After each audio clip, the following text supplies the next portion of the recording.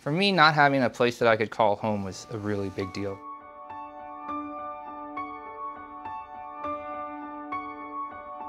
For us, being homeless was not as obvious as just like being kicked out on the street.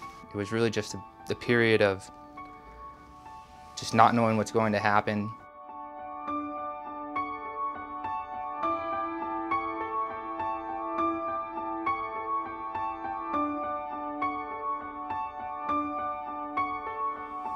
Biggest myth is you have a lot of people out there who just don't want to work and want to take from the government. I don't get a free ride. I pay for everything that I have. I have a job. I work 6 days a week. I work 40 hours a week. I live paycheck to paycheck, but I have a paycheck. Across the country, over 50% of the people that we serve are children, the elderly, and disabled. And I think those are groups that everyone would agree aren't necessarily responsible for the circumstances they find themselves in, and they need a place to live.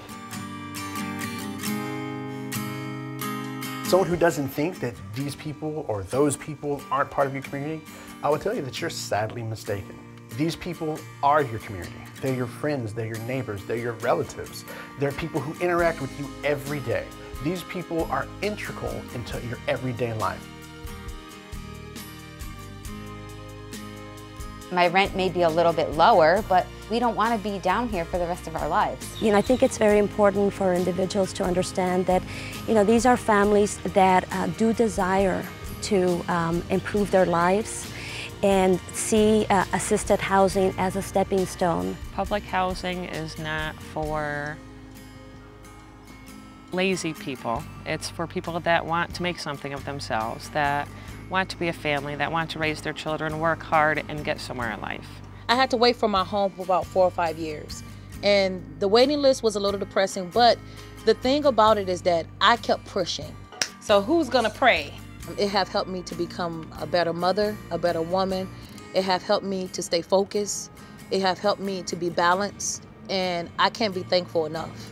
This house gives my family a home. It gives them a place to sleep, a place to play, a place to eat, a place to bathe.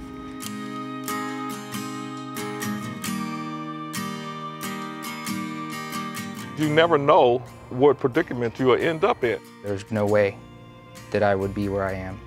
I wouldn't have even gotten off the ground floor.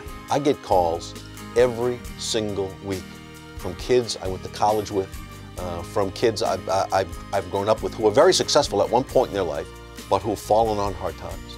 And now they're looking for a place to stay for themselves and for their family or for their grandchildren.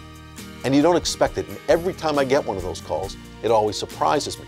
And it reminds me that the people who live in public housing aren't one kind or another.